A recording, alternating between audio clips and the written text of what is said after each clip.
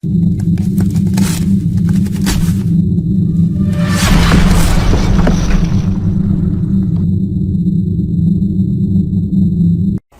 құрметті достар, қымбатты әріптестер, бұл мұғалімдерге арналған қызықты контент подкастының мен оның автор және жүргізушісі доктор Серікгүлмін. Бүгін бізде ерекше қонақ, біздің қонағымыз Түркістан қаласынан келіп отыр. Бренд ұстаз жобасының авторы Арайлым ханым. Қош келдіңіз. Қош көрдік. Сіздермен бірге кездескеніме өте қуаныштымын. Мен бүгін ойламаған жерден Астанаға келіп қалдым. Борандатып, қызыма келген Астанаға, сол сіздермен бірге мына подкастта бірге сұхбаттасудың жолы түскен екен. Қуаныштымын. Осы сұхбатқа келіскеніңізге зор алғысымды білдіремін. Өзіңізді таныстырып өтсеңіз біздің аудиторияға. Мен Мырзабекова Арайлым, Есенғалиқызы, Түркістан облысы, Түркістан қаласы, нөмірі 21 жалпы орта мектебінің тарих пәнінің мұғалімімін. 23 жылдық стажым бар. Қазіргі таңда педагог зерттеуші санатындағы мұғаліммін. Қош келдіңіз біз мінберге. Егер Қазақстанның білім жүйесін алып кемеге, үлкен кемеге баласақ, сіз өзіңіздің рөліңізді кімде елестетер едіңіз? Жақсы сұрақ. Жалпы бізде 3 айлық деңгейлік курста оқығанда, сол кезде бастап бізде мұғалімдерді көшбасшылыққа, яғни біз ілгері деңгейде оқыған кезде, бірінші деңгейде оқығанда мұғалімдерді көшбасшылыққа тәрбиеледі. Мен сол алып кеме болса, соның ішіндегі өзімді капитан ретінде, яғни жол көрсетуші ретінде өзімді солай баға берер едім, өзімді солай елестетер едім. Сол кемені ары қарай жақсы жүру үшін, тура діттеген ниетіне жету үшін көшбасшылар үлкен рөл атқарды. Рахмет. Енді қараңыз, мен ата-аналар тарапынан жас мұғалімдер креативті, олар балалармен тез тіл табысады деген бір тілді өте көп естимін. Ал мен келіспеймін негізінде. 27 жыл стажым бар. Практик мұғалім ретінде менің айтарым, осылар 20 жыл бұрын Серікгүлден қарағанда, қазіргі Серікгүл әлдеқайда креативті, әлдеқайда тәжірибелі, және оқушылармен қалай тіл табысуды тәжірибелі мұғалімдер көбірек біледі жастардан қарағанда. Сіздің пікіріңіз қалай дәл осы тұста? Енді бұрынғы мұғалімдерді мен жоққа шығармаймын, әрине олар өйткені сол кездің, сол заманның мұғалімдерді өте керемет тәрбие, білімді бере білді. Енді бұрынғы мұғалімдерде өзіндік бір ерекшелік, бір тәжірибесі бар. Олар жоққа шығармайды. Қазіргі мына қоғамның өзгеруіне байланысты 21 ғасырдың балаларына лайықты өзінің мұғалімдер қалыптасып келе жатыр. Яғни бұдан шыққан оқушылар өте керемет оқушылар болады деп ойлаймын алдағы уақытта, болашақта. Және жалпы мектептің миссиясы ол білімді өздеріне алатын тұлға тәрбиелеп шығару. Яғни ол тұлға не ата-анаға тәуелді емес, мұғалімге тәуелді емес. Сондай тұлға қалыптастырып шығуымыз керек. Ал қазіргі мектептің миссиясы осыған келе ме? Өзіңіз де жақсы білесіз, шайлық деңгейлік курста оқыдыңыз. Сол кезде мынау сындарлы оқыту деген болды. Сындарлы оқыту деген бұл Сингапур, Финляндия сияқтары елдердегі білім сапасын Қазақстанға ендіру болды. Мысалы Жапониядағы lesson study'ді. Сонда біз бұл жердегі мақсат бұл балаларға сындарлы оқытудың негізгі идеясы балалар алған білімді өмірде қолдана білуге үйрету.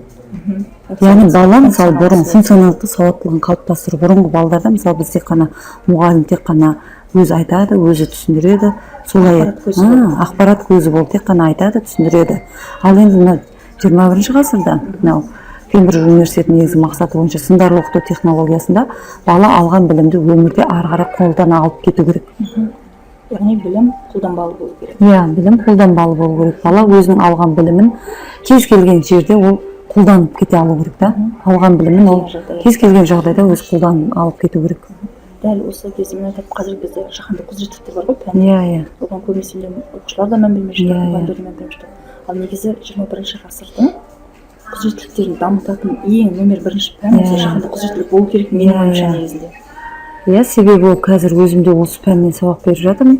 Себебі бұл қарап тұрсаңыз, мынау қазіргі балаға бір жақты баяғы дайын білімді ғана беріп қоймайсыз. Бұл жерде балаға мынау қарапайым қаржы сауаттылығы, жинау, оны ары қарай оны қалай жинау керек, кіріс шығысты қалай есептеу керек, өмірде кез келген адамның бойында кездесетін қабілеттерді ашуға үйрететін пән деп ойлаймын. 11-ші сыныпта осы бизнес жоспар жасау керек. Иә. Былтыр біздің сіңіліміз екеуміз қаншама адамдарға дайын бизнес жоспар жасап бердік. Бұл дегеніміз нені білдіреді, яғни қоғамда адамдарда қажылық білімі жоқ және жаңағы бизнес план жасалмайды. Идеялары бар, керемет идеялары бар, бірақ оны жүзеге асыру үшін жаңағы бизнес план жасалмайды. Ал ол бизнес планды жасау, бизнес жоспарды 11-ші сыныптан жаһандық құзыреттілігінде.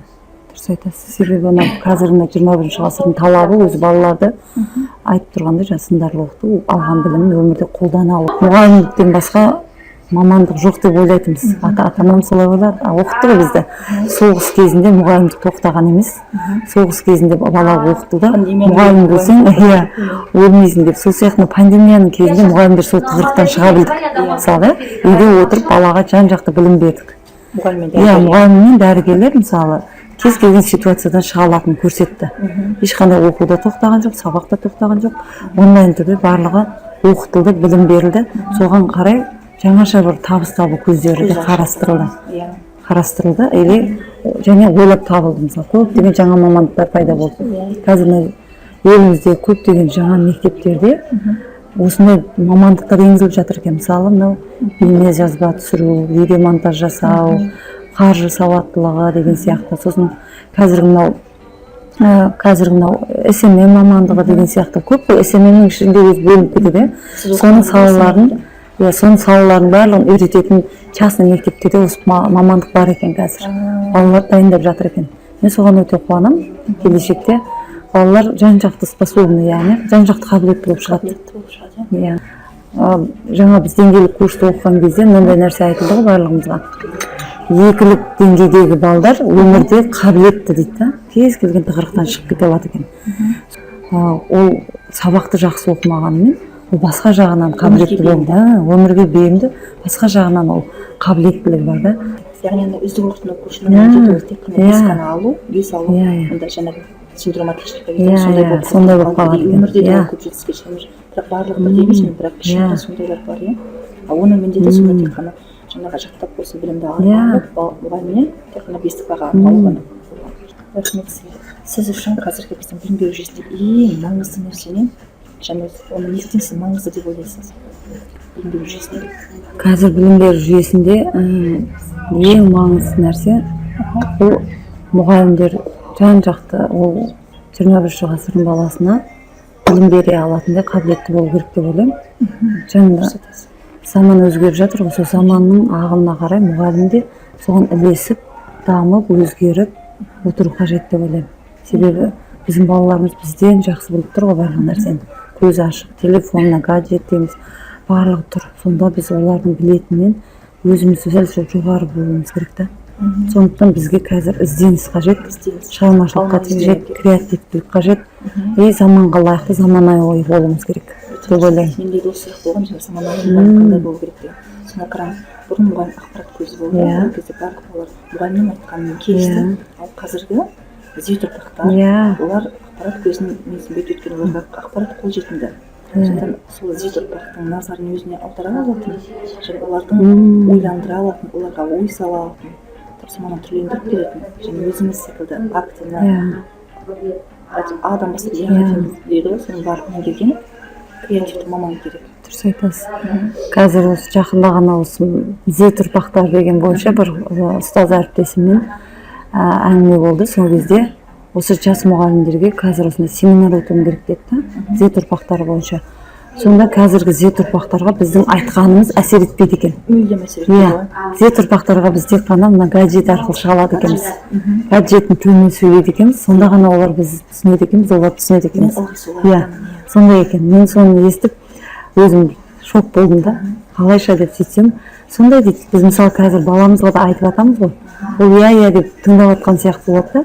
Ал бірақ олар бізді гаджет сотканың тілімен, ноутбуктың тілімен айтсақ жақсы түсінеді екен дағы, орындайды екен. Ал біз ол баяғы сен оқымасаң қап кетесің, оқымасаң көштен қаласың, ауылда сыпырып жүресің деген сөз өтпейді екен оларға. Өйткені заман ағымына қарай олар кез келген жағдайда ситуациядан шығып ақша тауып кете алады да.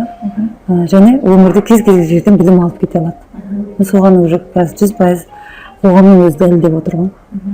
Қоғамның өзі дәлелдеп отыр. Мұғалім қоғам ағымына ілесіп отыру керек. Және сол қай дәуірден сабақ беріп жатыр, білім беріп жатыр, сол дәуірдің баласының тілімен сөйлеп, солардың ойлауымен ойлау керек. сол заманның бұрынғы біздің ата-анамыздың айтқан ағымын біз оларға айта алмаймыз. айта алмаймыз. Біздің ата-анамыз құлдық санады, бізде де ол құлдық санаған қалдықтар бар деп айта аламыз. Біз балаға сен жаңа ақыл айта алмаймыз, біз тек оларды жетелейміз. Дұрыс, тек біз мына көшбасшылықта негізі біз тек бағыт бағдар береміз ғой.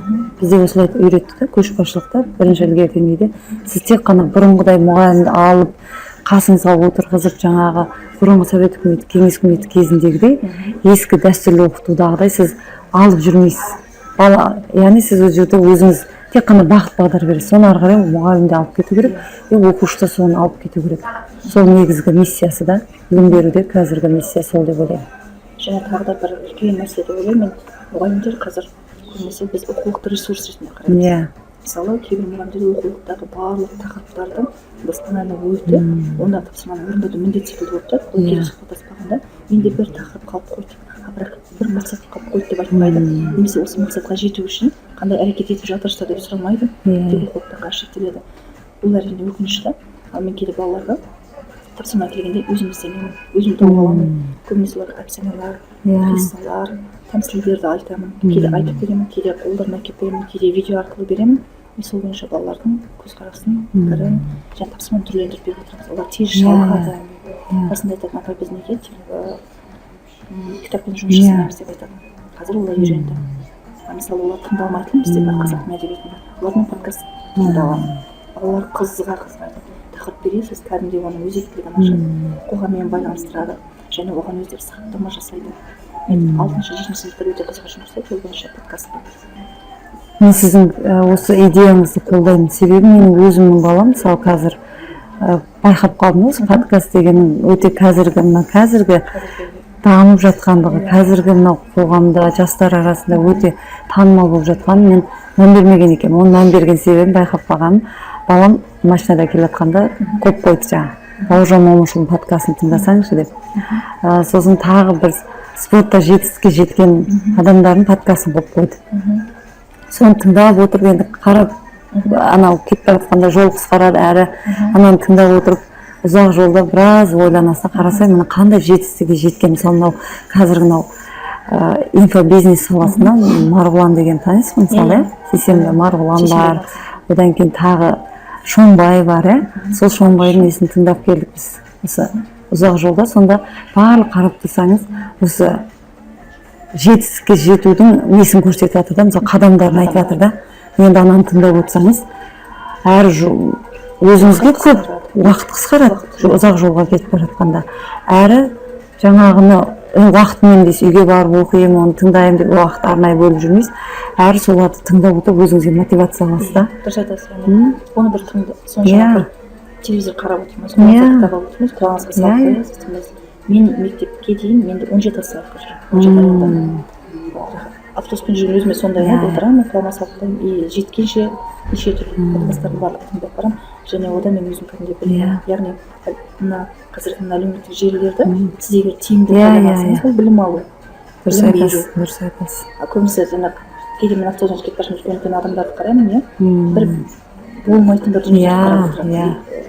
TikTok жоқ екен негізі. TikTok сондайларды қарап отырып, айтамын қандай есіл уақыт деймін. Шын айтасыз. Сол жаңағы балам Бауыржан Момышұлының кәдімгі кітаптағысын ана бір адам әдемілеп әсерлі түрде айтып жатыр да. Соны тыңдап кетіп бара жатыр. Қарап отырсаңыз, ол балаларға жаңағыдай не дейді, ер баланың бойында ер мінезін қалыптастыруда керемет бір тәрбие да. Ананы тыңдап бара жатқан балам, мысалы ол жаман болмайды ғой. Соны бойына уже қалыптастырады. Айтып жатыр. Мысалы мен сол кезде бар подкасттың маңыздылығын түсіндім. Мен баламнан олай ойламадым. Сөйтсем ол осылай жүрген кезде үнемі подкасттар қойып қояды екен. Менің өзім содан кейін барып подкасттың маңыздылығын түсіндім. Қазіргі жастарды біз соған дәріптесек, мысалы болмайтын TikTok, Instagramнан уақыт өткізіп отырғанша осындай пайдалы подкасттар тыңдасақ, сол кез келген уақытта тыңдап алады. Уақыттың құзыреттілігін тиімді пайдалану деген осы екен. Дұрыс айтасыз. Мен жаңағы сізге келе жатқанда жолда тыңдап келе жатырмын. Үнемі наушнигім бәрі жүреді қалтамда. Дайындап қоямын. Және мен қазір көп тыңдап жүрген Ескендір Бестай өте мықты тренер, педагог, тренер, коуч. Және кітап ал деген подкаст бар. Жас жігіттер, Данияр Жігітбек деген жігіт бар, Мирас және Шыразаттен дейді. Оңтүстік жігіттері керемет олардың подкасттар. Олар жаңағы олардың миссиясы, олардың подкастының миссиясы Қазақстанда оқитын елге, кітап оқитын елге айналдыру. Осы жерде қалай оқу керек? тағы бір қызық нәрсе айта кетейін, ол сөзіңіз бөлген үшін кешірім сұраймын. Балам жаңа кітап ал дегенді білмеймін, сіздің айтып жатқан адамдарыңыз может соның ішінде бар шығар. Өйткені мама осылай кеңіз екеуміз осылай бастайық, бір өзгеріс бастайық деді да. Азында ерте тұрамыз, видеоға түсіріп алыңыз, өз-өзіңіз деді. Мақұл деп азында ерте тұрып алып, жаңағы видеоға түсіріп намаз оқимын ғой, жаңағы видеоға түсіріп алып, әлі сол күнде бар сол видеом. Сол бүгіннен бастап кітап оқу, өз-өзімізді өзгертіп бастаймыз деді. Содан кейін қарасам балам ай сайын заказ беріп жатады кітаптарға. Сөйтіп жинап жатыр. Оқып жинап жатыр. Мен қуанамын, что баламның босқа уақыт өткізбей сол кітаптарды оқып жинап, ертең осының бәрін балдарыма айтамын деген сияқты уже ода бір керемет бір андай қарап жүрген жоқ, бос жүрген жоқ екен ғой деп бәріне үлгеріп жүргеніне бір риза болдым да. Кітап ал подкастының миссиясы орындалып жатыр. Иә, орындалып жатыр. Орындалып жатыр, иә. Әлі мысалы 23-те. Сөйтіп бірталай кітап жинап тастады. Егер осындай кітап ал подкасты жігіттер тыңдап отырсаңыздар, сіздердің миссияларыңыз орындалуда. Керемет, күшті. Маған ұнады. Керемет кітаптарды алып келіп, подаркасын ашып жатады ғой жаңа келіп заказ беріп. Қандай кітап десе, мама керемет, күшті, сіз де оқыңыз, бітірдіңіз бе деп қояды. Иә деп қоямын. Және ол жігіттердің подкастын тыңдаған кезде олар 5 мыңға дейін кітап оқыған. Және мен негізі кітап оқыған кезде былай оқимын. Бір кітап оқымаймын, мен 5 мың кітап қатар оқи беремін. Мысалы, ақбілетті оқып жатсам шаршасам, мысалы, Бақияның жүрек тыныштығын тыңдауы мүмкін, немесе Қайрат Жолдыбайдың кемел адамын оқуы мүмкін. Яғни біреуінен шаршасам, келесіне көше беремін. Содан қызым айтады, мама сіз шатаспайсыз ба? Жоқ, мен шатаспаймын. Енді қарасам, жаңа сол кітап тыңдап отырсам, Мирас деген жігіт солай оқиды екен. Ол бір жағынан пайдасы бар екен. Мен бұрын мен 10 сыныпта мектепте оқуға түсуге конкурсқа дайындалып жүрген кезде түнде 12-де отырамын таң атқанша. Сонда қасымда Мұқағалидың өлеңдері тұратын. Жаңағы сабақта дайындалып оқып келемін де, соны шаршаған кезде кітап оқитын. Керемет, күшті. Гаджеттер бере алмайтын, әлеуметтік желідегі кез келген жылтырақтар бере алмайтын сезімді кітап бере алады ғой адамдар. Шынымен дұрыс айтасыз. Біздің өзіміз осы кітап дегеннен шығып жатыр ғой енді. Анамыз Созақ елді мекенінде тұрған, ол кезде енді көпшілігі білетін шығар, оңтүстік Қазақстан облысындағы Созақ елді мекенінде ауылды жерде ата-анасы қой баққан кезде біз шаммен оқитын тұғымыз дейді. Ата кітапқа құмарлығым дейді да, шамды қойып қойып оқиды. Содан көзім құрыды дейді, әшке кетті қазір. Көзіңіз неден құрыды десек, сол май шаммен кітап оқитын тұғымыз. Сонда кітапқа құмарлығымыз, сол кезде қазіргідей свет жоқ дейді. Сонда мамам сөйлеу шебері өте керемет, андай бір әдемі қылып, әсерлі қылып, тойларда осындай кішігірім отырыс туған күндерде әдемі сөйлейді да. Сол қалай десем, сол көп әдеби кітап оқығаннан екен. Адамның тілі әдеби кітап оқығанда көп сөйлей алады, неше түрлі керемет әңгімелер айта алады ғой. Сөйтіп сол анам үйге келгенде, балдарым кішкентай ғой, сол қызық оқиғасын айта кетейін. Сонда жаңа балдарының сөйлеу шеберлігі жоқ қой дейді. Балам өзі 4-5 жасар ғой жаңа. Сөйтсе айтады, мыналар не деген? Ондай сөз несі аз ғой дейді да, сөз қоры аз ғой, кітап оқыту керек бұларға дейді да. Сонда барып білдім, жаңағы біздің кезімізде көп кітап оқуға өзде ата-анасы қой бағады, амандар интернетте жатады. Сөйтіп ауылға барған кезде жаңағы май шаммен кітап оқитынбыз. Сол кезден үйге барсақ жаңағы газет оқып отырады, сөйлесуге уақыты жоқ, газет оқып отырады. Сол кезден қалған бойындағы бір жақсы қасиет та. Үлкен кісілердің әкем де, анам да, өзімнің ата енем де мысалы көбінесе уақыттарын сол кітап оқумен, газет оқумен өткізеді. Сол кезде қандай бойларында қалыптастырған жақсы әдет деймін да. Қазір балаларды қалай креативті ойлауға қалай дағдыландырамыз дейміз. Сонда оның ең бірінші қадамы кітап оқу. Кітап оқуды сонда біз ата-ана ретінде, ұстаз ретінде біз өзіміз осылай жақсы, сіздің идеяңыз керемет екен, маған ұнап қалды да. Балаларға мысалы керемет осындай арасында тыңдатып қойып подкасттарды, немесе бір керемет кітаптарды осындай жарияланып шығып жатқан инстаграмда керемет кітаптарды реклама жасап, жариялап, жарнама ретінде айтып, соны балаларға біз өз пәніміз бойынша оқытып, және ата-ана ретінде өз балаларымызға оқытуға үйретуіміз керек екен деп қалдым. Кешіресіз.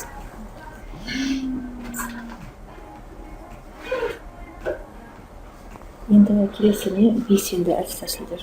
Енді интернет ашып қалсаңыз белсенді әдіс тәсілдер десеңіз, ана теги деген болды ютубта немесе хэштег. Сонда белсенді әдіс тәсілдерін білемін, миллион адамдар қарайды ғой. Сіз өзіңіз қолданатын қандай белсенді әдіс, ұтымды жаңағы баланы қызықтыра алатын қандай белсенді әдіс тәсілдер бар? Немесе мүмкін өзіңіз құрастырған белсенді әдіс тәсілдеріңіз бар шығар. Енді қазіргі таңда білесіз, осы 2021 жылдан бастап біз Бренд ұстаз деген онлайн курсын қалыптастырдық. Қасымда серіктесім Назира Қасымхан қызымен бірге 2021 жылы осы Бренд ұстаз онлайн курсын қалыптастырдық. Сондағы мақсатымыз, біз мынау как раз осы елде 20 жылы пандемия болды ғой. Осы пандемия кезінде балаларға біз үйде отырып білім бердік қой. Мысалы онлайнды ноутбукпен онлайн білім беріп біз бұл жағдайға дайын болған жоқпыз. Бірденнен болды. Біз бірденнен тапсырма келді, орындауымыз керек болды. Әркім өзін білгенше үйретіп жатты. Мен мысалы өзім содан 1 жыл бұрын осы бейне сабақ деген байқауға қатыстым. Сонда ол кезде онлайн болады деген әлі ешқандай елде ештеңе жоқ. Бейне сабақ байқау деген байқау келді. Қатысатын болдық. Сонда үйде отырып, осындай кухняда отырып, артында карта бар, өзім тарих пәнінен беремін, картаға қаратып тұр, осылай отырып, ойламаған жерден видео сабақ түсірдім. Сонда мен алдымда, мен сол Алла тағаланың құдіреті шексіз ғой, алдымда осындай онлайн курс басталып кетеді, онлайн болып кетеді деген ой жоқ та, бірақ ана бейне сабақ курсына қатысуым керек болды. Үйде маған ешкім үйреткен жоқ. Аяқ астынан 1 күннің ішінде жасап шығу керек болды. 1 күннің ішінде сол жарысқа жіберуіміз керек. Сіз тәжірибелі мұғалімсіз, сіз жасайсыз деді. Сонымен тапсырма белгісін орындадық, үйде отырып түсіріп жібердім. Ахмет Байтұрсынұлы ұстаз деген тақырыпта өзімнің сабағымды түсіріп жібердім. Сонымен жаман болған жоқ, ол байқаудан жүлделі орын алдым. Сөйтіп ойламағаным сол пандемия басталып кетті, сол маған көп көмегін тигізді. Сөйтіп ары қарай жаңағы мұғалімдерді сабақты оқушыларға онлайн үйретсек, енді соны біз мұғалімдерге түрлі әдіс тәсілдермен үйде отырып баланы сабаққа қалай қызықтыру керек. Енді ол кезде пандемия кезінде баланы үйіне бара алмаймыз, көшеге де шыға алмай қалдық, мектепке бармаймыз, үйде отырып балаларды сабақ оқытуымыз керек. Баланы білесіз, енді ойын ойнайды үйде жүргенде, ол емін-еркін жүреді, тұрады, ұйықтайды. Сол кезде осындай заманауи цифрлық әдіс тәсілдерді іздестіре бастадық. Сөйтіп Назира Қасымхан қызымен бірге жаңаша өзімізді бірінші курстар оқи бастадық. Шетелдерде оқыдық, білім алдық. Біздің алдымыздағы ұстазымыз Әлия Шаризатовна деген осы Қазақстан бойынша біздің ұстазымыз болды. Біз сол кісіден білім алып, ары қарай біз өзіміздің жаңа курсымызды ашып кеттік. Сөйттік дағыны қазіргі жаңаша мұғалімдерге заманауи платформаларды үйреттік. Мен өз пәнім бойынша, енді ұйықтасам да түсіме кірмеген, бұндай курс ашамын деп, өзім тарих пәні болғаннан кейін мен мысалы сәйкес келмейді ғой, ондай информатикамен байланысты ғой заманауи платформалар. Қалай тауып алдыңыз? Ол кісіні мен интернет осылай бір әйтеуір өзім өзгеруім керек деп не қылдым, шештім. Білмеймін, енді қызым оқуға түскен жылы болатын. Биыл қызым 3-ші курста, ол кезде қызым оқуға түскен жылы тамызда қызымды алып келдім. Алып келіп оқуға келген кезде мен самолетпен бірінші мәрте ұшаққа отырдым ғой. Сонда мен Инстаграм парақшамда да жазып қойғам, Алламен байланыс деп та. Сонда мен сол бірінші мәрте өзімде самолетқа ұшаққа мінейін деп тұрмын. Ол жер мен көктің арасындағы бір связка, байланыс қой енді. Ол да оңай нәрсе емес қой, аспанмен ұшу деген, ол да бір Алла тағаланың бір құдіреттілігінің арқасында ғой бәрін нәрсе. Сөйтіп барғанша Алладан тілеп бардым. Барғаннан кейін бір бизнес ашуым керек, бір нәрсе істеуім керек деймін ғой, білмеймін, бірақ алдымда не болатын да. Бір нәрсе істеуім керек, ашуым керек, бір нәрсе істеуім керек. Осылай бардым, келген жоқ, Алладан тілеп келдім. Келе салып, жаңа не жасадым, армандар картасын жасадым. Бүйтемін, балам мысалы Назарбаев түлегі болады, жаңа керемет семья боламыз, табысты боламыз, керемет мен бақытты болам деп, керемет ойымдағыдай отыра қалып, ертесіне Астанадан Түркістан қаласына барғас үйде отыра қалып армандар картасын жасадым. Содан 1 ай өткеннен кейін Алланың, жаңа айтып жатырмын, құдіреті шексіз деп, жаңа Назира Қасымхан қызымен сөйлестім. Сөйтіп ол кісіге мен ол кісінің курсын сатып алмақшы болдым да. Сосын ол кісі айтты, мен сізге білмеймін, сеніп тұрмын, сіз намаз оқиды екенсіз, осындай бір өзіме жыл танып тұрмын, сізбен бір курс бастасақ деді. Ол кісі маған ұсыныс айтты. Мен ол кісінің курсын сатып алып тұрмын. Сонымен мен сізге подарок етемін осы курсымды, сіз маған екеуміз бірге бір курс ашайық деді. ойбай қандай курс деп білмеймін, әйтеуір екеуміз осы мендегі курс бар, сонсыз екеуміз қайтадан видео түсіп соны бір дамытайық деп мақұл деп кірісіп, содан бастап 6 октябрьде бірінші инстаграм парақшаны ашып жүргізуді бастадым. Сөйтіп 21 қазанда ма, 21 әр осы біз тойлаймыз, биыл 2 жылдық болды бізде. 2 жыл болды осы курсты ашқанымызға толықтай. Мұғалімдерді оқытамын деген сияқты бастадым 6 октябрьде. 21 қазан күні бізде официально жарияладық. Осындай біздің марафонға тіркеліңіздер. Біз осындай бренд онлайн курсы мұғалімдерге жаңаша заманауи креативті платформаларды үйретеміз деп ең алғаш жариялап дүниеге келген күні сол 21 қазан күні. Сол ойламаған жерден Алланың қалауымен осы курсты бастап кеттік. Құдайға шүкір. Дұрыс айтасыз. Және менде шексіз достық. Кез келген неге дайындалған кезде, сабаққа дайындалған кезде, пәнге дайындалған кезде мен соның үшін ашып пайдаланамын. Көп нәрсе үйрендім, өте көп нәрсе үйрендім. Және курсқа барған кезде осы жазда сол сізден үйренген нәрсемді тәжірибе ретінде тараттым мұғалімдерге. Сөйтіп содан бастап кеттік дағыны күндіз түні қызығушылықпен, сонда адам өзі сүйіп жасайтын ісіне Алла берекет берем дейді ғой мысалы. Сондай сүйіспеншілікпен, сондай махаббатпен, сондай бір сеніммен бір адам алдында бір өзгеріс болатын сияқты болып, сондай бір керемет сеніммен бастадық. Сөйтіп екеуміз бірге жүргіздік. Жемісін жедік, Құдайға шүкір, әлі де жеп келе жатырмыз. 10 мыңнан аса, қазіргі таңда 10 мыңнан аса ұстаздарды оқыттық, қосымша табыс таптық. Көптеген ұстаздарға мүмкіндік бердік. Былайша айтқанда, көптеген өзіміз сияқты жас мұғалімдердің, үлкен мұғалімдердің біздің курсты оқып, қазіргі таңда өзінің бизнесін ашып, жүргізіп жатқан мұғалімдер бар. Сіз де біздің курстың шәкіртісіз, оқыдыңыз, осындай керемет бір жаңа идеямен, жаңа бастап жатыр екенсіз. Өте қуаныштымын. Қазақстанда осындай ұстаздарымыз көбейе берсін деймін. Өте қуаныштымын. Керемет. Әрбір ұстаздың жетістігін естіген сайын біз қазір қуанамыз. Себебі біздің курста білім алып, өздерінің жеке үлкен жасы 50-ден асқан апайларымыз бірігіп, орыс тілінде жүргізіп жатыр қазір. Біздің курсты орыс тілінде жүргізіп жатыр. Және өзі біздің курсты оқып, бізде менеджер болып, Атырауда, мысалы, бізде жеке өзінің кәсібін ашып кеткен қызымыз бар.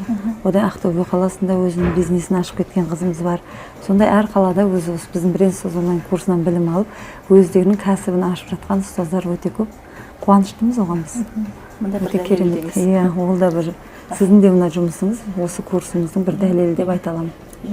Мен өзім негізі осындай подкастқа дайындалған кезде әр мемлекеттің білім беру жүйесінің қандай ерекшеліктері бар деп соны зерттеп жүремін. Қазіргі таңда маған ең ұнайтын білім беру жүйесі Финляндияда мемлекет. Яғни олар 5 жыл қатарынан бақытты ел деген статуста. Бермейді ешқандай еркін. Егер ол бақытты ел болатын болса, олардың балалары да бақытты деген сөз. Сол онда мынандай екен. Балаларда еркіндік бар, мұғалімдерде де еркіндік бар, және мұғалім қалай оқытқысы келеді, солай оқытады екен. Маған ең жақсы ұнағаны осы болды. Менің ойымша оларда стандарт жүрген жоқ секілді. Мұғалім өзі қалай оқытады, солай да және олардың білімі қолданбалы. Сізді қандай мемлекеттің білім беру жүйесі қызықтырады? Осы мына сіздің айтып жатқаныңызда қазір мысалы біз айттық 3 жыл бұрын, осыдан қанша жыл болды қазір, 6-7 жыл болыпты ғой.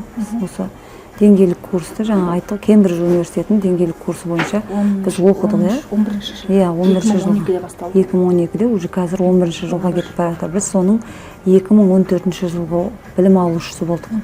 Ілгері деңгейде оқыдыңыз, өзіңіз де оқыдыңыз, Сонда бізде Сингапур, осы Филиппин, Финляндия, Жапония сияқты ірі мемлекеттерден өзіміз А есеп, В есеп жаздық қой, есіңізде болар, Сонда біз қорғадық сол елдің білім сапасы.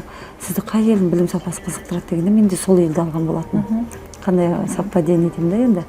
Сонда ол қазір балаларды сонда олар ашықтыққа, емін-еркін өзінің ойын емін-еркін жеткізе алуға үйрету болатын. Сындарлы оқыту технологиясын айттым ғой.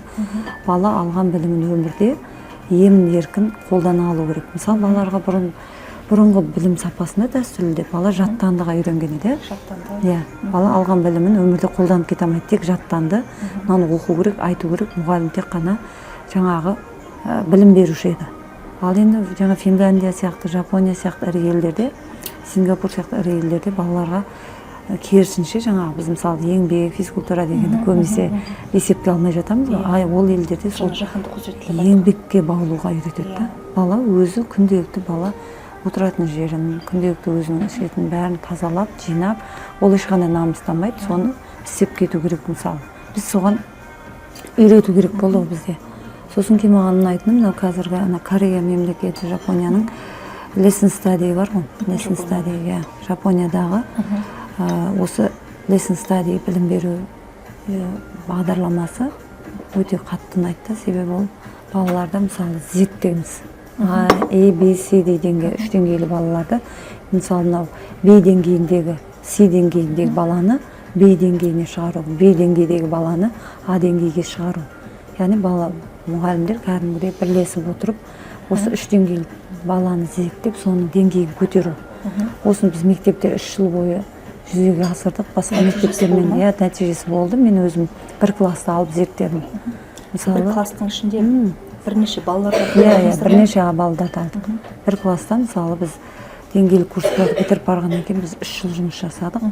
Жаңағы жанымызды салып, енді айтамаймын, біз тренер мектеп болдық оның үстіне. Андай басқа мектептер бізге келіп, бізден тәжірибе алмасатын болды. Біз басқа мектептерге барып, өз тәжірибемізді көрсететін болдық. Сонда біз трек мектеп болдық. Түркістан қаласында нөмірі 1-ші трек мектеп болдық. Сонда бізде 4 мұғалім 1-ші деңгейді бітірдік. Сол 4-іміз көшбасшы болып, басқа Түркістан қаласындағы басқа мектептерге трек мектептері болдық. Алдыңғы қатардағы. Сонда біз қалай жұмыс жасау керек екенін көрсете білдік та. Мысалы, ол балаларды, 3 деңгейлік балаларды сабақта мұғалімнің өзгерісін нөлден бастап, мұғалім де өзгереді бұл жерде. Жаңағы ABCдегі балалардың өзгерісін бақылаймыз. Содан нәтижеге соңында біз жаңағы С деңгейлік баладан күтпеген нәрсеміз, біз мысалы балаға сыртқа келбетіне қарап баға береміз, мысалы ол оқымайды, бұзық деген сияқты. Бірақ оны біз осы lesson study сабағын жүргізу барысында ол деңгейлік, С деңгейлі баланың кругозоры, ойлауы, кәдімгі өте білімге деген, ойын айтуға деген ашықтығын бәрін біз сол сабақ барысында аша біліп, көз жеткіздік дағына. Бұл деңгейдің, бұл технологияның өте дұрыс, егер Қазақстанда бұл жақсы жүргізіліп кетсе, яғни бізде керемет ойлы, керемет креативті, өзінің ойын ашық білдіре алатын балалар бізде өте көп екен. Біз балаға былай тереңірек үңіліп қарамайды екенбіз да. Егер осыны барлық мектептерде дұрыс жүргізсе, баланың барлығына біз тереңірек үңіліп қарайды екенбіз. Дұрыс айтасыз. Яғни Ескендер Бестайда айтады, біз өзіміздің мұғалімдер бақылау ретінде қараймыз, мысалы балалар қисық өскен ағаш, түзу өскен ағаш, біз оны түзеткіміз келеді. Негізі олай емес дейді. Мұғалім бағбан емес дейді. Мұғалім ең бірінші баланың жанын тану керек дейді. Баланы тазалау керек. Бұл кім? Оның қандай осал тұсы бар, оның қандай жақсы тұсы бар деп, соны баланы тануымыз керек дейді. Ол рас. Дұрыс айтасыз. Біз мысалы ата-ана үйде тәрбие береді, оның шығарған жаңағы тұлғасын біз өзгерте алмаймыз. Біз тек оның жанын танып, ол нені қалайды, оның сұранысын біз қанағаттандыруымыз керек негізі сонда. Дұрыс айтасыз. Қазір мынау айтып жатырмын ғой, сырттан баға бермеуіміз керек екен да балаларға. Ішкі жан дүниесіне үңілуіміз керек екен. Ол баланың ойы, сабақты жақсы оқымағанмен, ол бала мысалы гуманитарный пәндерге жақсы болуы мүмкін да. Гуманитар мысалы көпшілік балдар физика, математиканы ұнатқан, жаратылыстану бағытына балдар емін-еркін жеткізе алады, сөйлей алады мысалы. Сондай балаларды біз осы зерттеу барысында аша алады екенбіз. Мен соған 100% көзім жетті деп айта аламын. Мені ең көп осы біздің білім беру жүйесінде жаңартылған білім беру ең бір алаңдататын нәрсе бұл бағалау жүйесі. Критериалды бағалау дейміз, бірақ біз бағаны балдарға ауыстырдық. Яғни қосылғыштардың орнына ауысқанмен қосылған мәліметтер бұзыр ғой. Дәл сол қалпында тұрған. Осы критериалды бағалау жүйесі туралы айтасыз шығар. Бағаны балмен ауыстырудағы мақсат, біз қазір мысалы баланы баға үшін оқымауға үйретіп жатырмыз. Дұрыс па? Баяғы кезде біз баға үшін оқитын едік балаларда. 5 алсам, 4 алсам, 3 алсам дейтін. Қазір балалар мына қалыптастырушы бағалауға, критериалды бағалауға үйренді. Қалыптастырушы бағалау, мысалы балалар жаңағы сабақ үстіне ой жарайсың деп жылы сөз айтсаң, ой керемет, өте күшті, сен қандай керемет, ешкімде жоқ, ой идея айтты десе, ана бала марқайып қалады. Мысалы біз өзімізде жылы сөз естісек, қандай бір қуанып қаламыз, сол сияқты бір керемет сыйлық алсақ та қуанып қаламыз. Керемет бір жылы сөз айтсақ қуанып қаламыз. Сонда бұл балаларға формативті бағалау өте балаға жаңағы еркіндік сыйлайды, ашықтық сыйлайды. Критериалды бағалауда балалар мысалы сол дескриптор арқылы бала мысалы нені білді, нені түсінді, нені жасай алды. Блум таксономиясы бойынша білу деңгейінен жаңағы бағалау деңгейіне дейін қалай жетті бала. Мысалы баға бере ала ма? Мысалы мен өзім тарих пәнінде мысалы Кенесары Қасымұлы деген тұлға болды. Мысалы қолбасшы дейміз, қазақтың соңғы ханы дейміз. Соған өзіндік тұрғыдан ол қалай баға бере алады? Өзіндік баға бере ала ма, баға бере алмай ма? Соған үйретеміз. Екіншіден, мысалы топтық жұмыс жасаған кезде ол қасындағы өзінің достарына баға бере алу керек. Мысалы Айдос керемет сабақ айта алды бүгін. Бізде ұялшаңдық болған, бізде әбден мұғалім ғана сен 5-сің, сен 4-сің деп үйреткен ғой. Ал бұл критериалды бағалауда балаға жаңағы топтағы өзінің достарын бағалауды, бірін-бірі бағалауды, өзара бағалауды және өзін-өзі ең бастысы өзін-өзі баға беруді. Мысалы мен бүгін керемет түсіндім. Бүгін керемет сабақта бұрын естімеген нәрсені білдім. Менің досым мысалы Самат бүгін керемет сабақ айта алды. 2 жұлдыз 1 тілек берді. Мен мысалы көбінесе осы әдісті қолданамын да. 2 жұлдыз 1 тілек әдісі бойынша сен мына топқа өзіңнің досыңа 2 жұлдыз, яғни 2 жақсы жағын айт, бір ұсыныс айт дейміз. Кері байланысқан. Жалпы топтық жұмыстың миссиясы ол балалар белгілі бір мәселені талдау, талқылау, и соны талқылау барысында олар жаңағы бір-бірінен үйренеді. Бір-бірінен үйренеді, бір-бірін үйретеді, нәрсені талқылайды. Негізі жалпы топтық жұмыстың миссиясы негізінде бізде сол ғой. Топтық жұмыстан кейін біз келесі тапсырманы 3 одаққа немесе жұптық жұмысқа беріп, ең соңында оқушыны жеке жұмысқа жетелеуіміз керек. Жеке жұмысқа жетелеу ол сабақ мақсатына жетудің көрсеткіші. Яғни біз бағалаймыз жеке жұмысты. Жеке жұмысын бағалаймыз. Топпен жұмыс берген кезде жаңағы кері байланыс арқылы ынталандырамыз. И өздері де бір-біріне кері байланыс береді. Дұрыс айтасыз. Қазіргі бұл система дейміз, білім жүйесіне енгізілген система өте керемет. Негізі бастапқы кезде көп мұғалімдер түсінбей жатты, не үшін керек. Өте көп. Көбісі енді жастар. Сіздің жұмыс жасайтыныңыз, сіз оны түсінгеніңізді, балалар мен оны қолдап жатқаныңызды мен көріп отырмын. Ал әріптестеріміз бізде кейде әлі күнге дейін 4, сен 5 балмен ғана. Жаңа мен айтып жатқан бағалауды балға әлі бастап жатқаным сол. Жүзеге аспай жатыр көп жағдайда. Сол мені алаңдатады. Яғни бала неге менде апай, менде неге 8 бал. Сол кезде мен ойланып қаламын. Ал бала егер сұрап тұрса, онда ол бағалау жүйесін балаға жеткізе алмай жатырмыз деген сөз мысалы. Және ана мұғалім 6 балдан басқа қоймайды, мына мұғалім 7 балдан басқа қоймайды. Сонда бала үйіне барғанда ата-анасы бүгін неше бал алдың деп сұрайды. Егер ата-анасы бүгін әдебиеттен не үйрендің, қазақстан тарих пәнінен не үйрендің десе, бала ата-анасы соны айту үшін ол сабаққа ден қояр еді. Бүгін ата-анама қазақстан тарих пәнінен мынаны үйрендім деп айтамын деп. Сонда ата-анамды жаңағы тәрбиелеу керек секілді. Түсініп беру керек те жалпы. Жалпы бала баға үшін емес, білім алу үшін және ол өзіне жауапкершілікті алған кезде білім беру процесі басталады. Бала жауапкершілікті өзіне алған кезде. Және Төребек Бектай деген бір психолог бар, сол кісі айтады, сіз баланы өзінің еркінен тыс оны үйрете алмайсыз дейді. Былай сұраңыздар дейді, балалар мен сіздерге бүгін бір нәрсе айтайын ба? Мен оны бір 10 сыныптың баланы қолданып көрмін, сөйтсем бала айтады, жоқ апай айтпаңыз деп. Сосын қашан айтайын десем айтады, ешқашан айтпаңызшы деп. Сосын біраздан апай ойнап айтамыз, айтыңыз деп сөйтіп айтып жатыр. Ол кісінің несі де басқаша, мен оны басына түсінбедім, енді қазір енді де түсініп жатырмын негізі. Сонда бағалау жүйесі қазіргі жаңартылған білім беру мазмұнындағы бағалау жүйесі өте әлсіз меніңше. Сіз өзіңіз дұрыс түсіндіңіз, өзіңіз сабағыңыздан дұрыс пайдаланып жатырсыз көрініп тұр. Ал соны пайдалана алмай жүрген әлі күнге дейін балдарды қойып жүрген әріптестеріміз өкінішке орай өте көп. Енді мен енді қазір анау деңгейлік курсты бітіргенімізге уже сол деңгейлік курстың жүргізіліп өткені 11 жыл өтті деп жатыр ғой. Мен де соны алдағы уақытта мына қазіргі содан бері қанша жас мамандар келіп жатыр ғой, білмейді.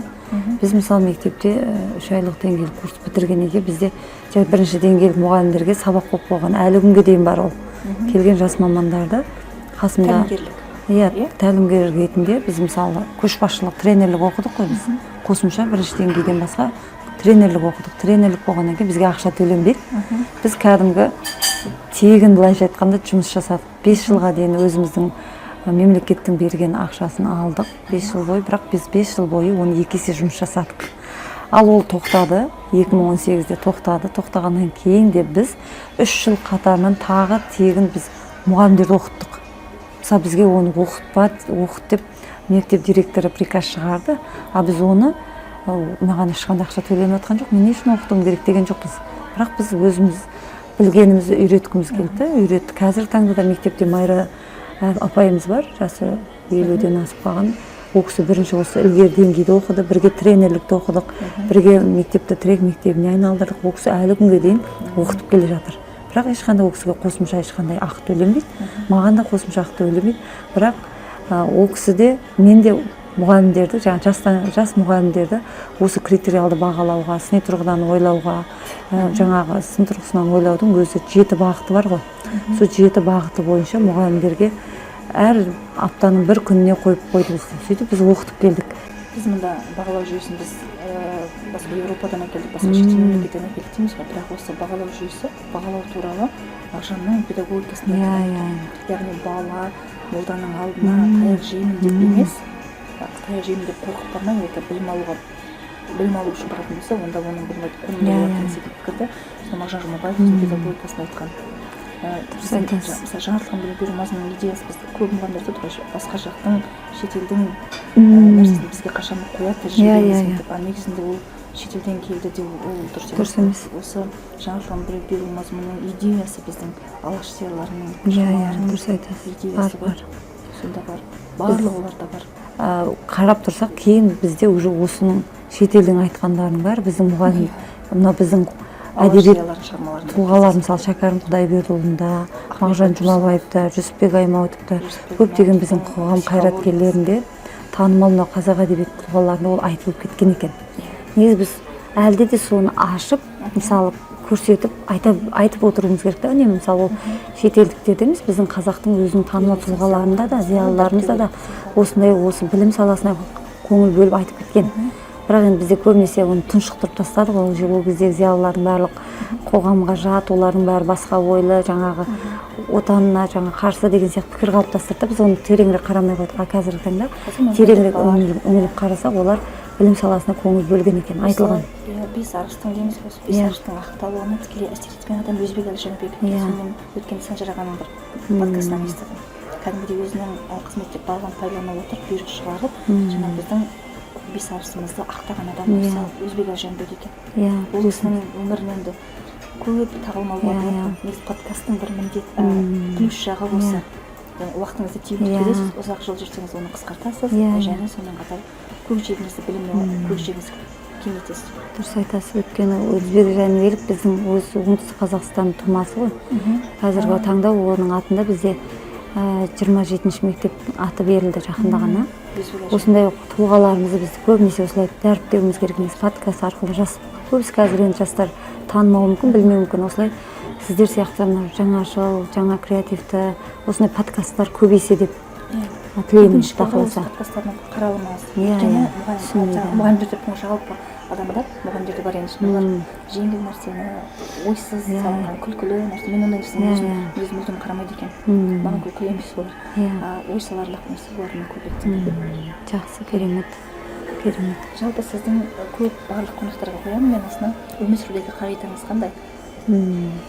Жақсы, керемет сұрақ.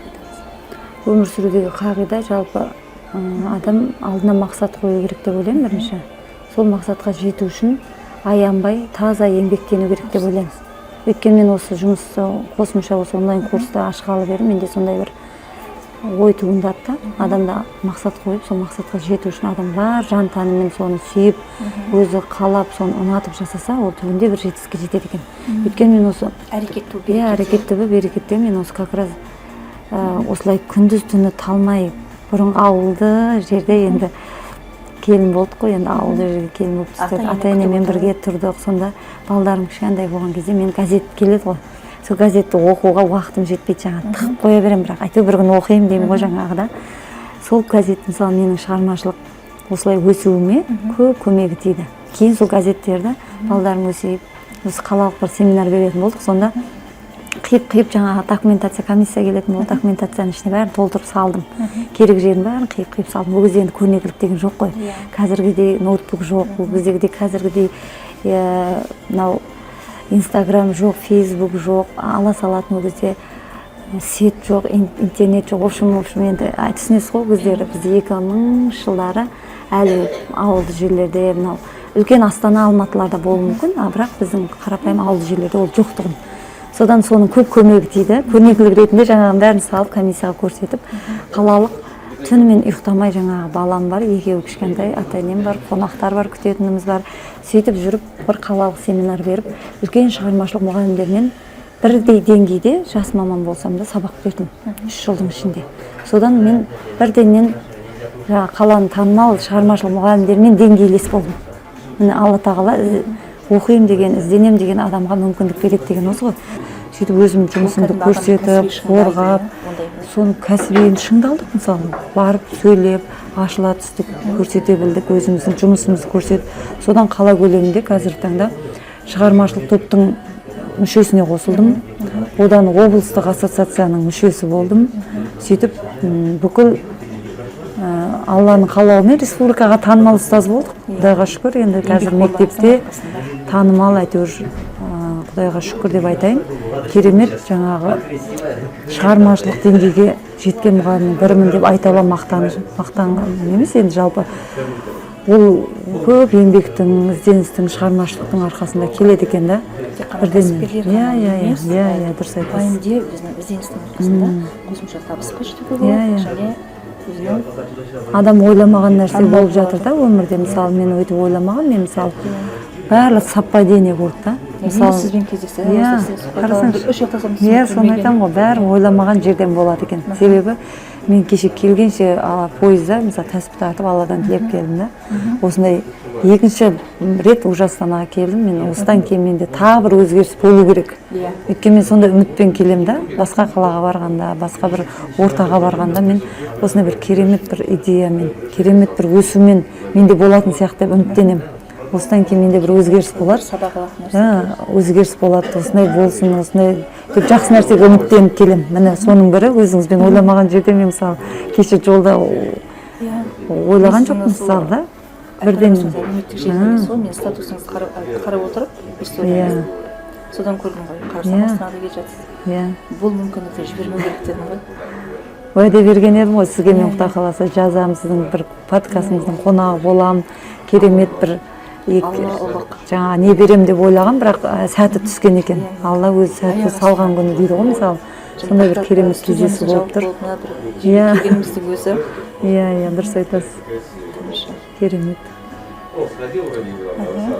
Бәр жетістік бірінен кейін бірі осы курсты ашқаннан кейін менде сол 20 мен 21 мен 23-тің арасында менде бір керемет өсу деңгейі болды деп айта аламын да. Себебі мен өзімнің бірден осы онлайн курсында мұғалімдер оқытып көп, мұғалімдерден біз рахмет алдық қой. Рахмет Арай апай, сізден көп нәрсе үйрендік, алғыс алдық. Рахмет, мен мынандай бірінші орын алдым, екінші орын алдым, үшінші орын алдым. Ой, педагогияда мен керемет номинация алдым. Бүкіл біздің курсты оқып Астанаға келіп, біз сияқты осындай бір күшті ортаға барып, семинарларға қатысып, күшті болып дамып, жетістікке жетіп жатқан мұғалімдердің алғысы деп ойлаймын. Мен де өзімнің мектебімде, өзімнің жаңағы шығармашылық карьерамда бір керемет даму деңгейіне жеттім. Мен де оқушылардың республикалық деңгейдің байқаулардан орын алдым. Керемет бірінен кейін бір жаңа Ыбырай Алтынсарин төс белгісін алдым. Керемет үздік мұғалім деген төс белгісін алдым. Сондай бір осы 2 жыл маған бір өте керемет сәтті жыл болды деймін. Өйткені табысты, сәтті, керемет бір шығармашылық өсу жылы болды деймін. Себебі бұл жаңағы көп мұғалімдердің алғысының арқасы деп айта аламын. Өзім шүкіршілік, рахмет айтқым келеді сол ұстаздарға да, мені көріп отырған. Себебі осы біз көп ұстаздарға мүмкіндік сыйлай білдік. Көп ұстаздарға жетістікке жетуіне өзіміз түрткі бола білдік. Біздің ұстаздар, біздің курстан, онлайн курстан, Брен ұстаз онлайн курстан көптеген жаңаша әдістер, жаңаша трендтегі заманауи әдіс тәсілдерді үйреніп, көптеген жетістіктерге жетті. Білім шыңдарына шықты. Сол үшін солардың алғысы бізді де өсірді деп ойлаймын. Соның бірі міне сіз өзіңіз тағы айта кетейін. Рахмет сізге, Арай ханым. Жақсы. Бүгін бізде мінберде қонақта болған республика бойынша 10.000 мұғалімді оқытқан заманауи бренд ұстаз жобасының авторы Арайлым ханым. Рахмет. Мен де қуаныштымын. Бүгін Серікгүл ханыммен бірге осындай керемет, қазір жаңадан бастама болып басталып келе жатқан подкасттың дамуына сәттілік тілеймін. Құдай қаласа оқырмандарыңыз көп болсын, тыңдармандарыңыз көп болсын. Рахмет. Жаңашыл азаматтарымыз, жаңаша ойлы, жаңаша ойлайтын заманауи адамдарыбыз, тыңдармандарыбыз көп болсун. Жакшы, Алла кааласа. Сәттілік сізге де.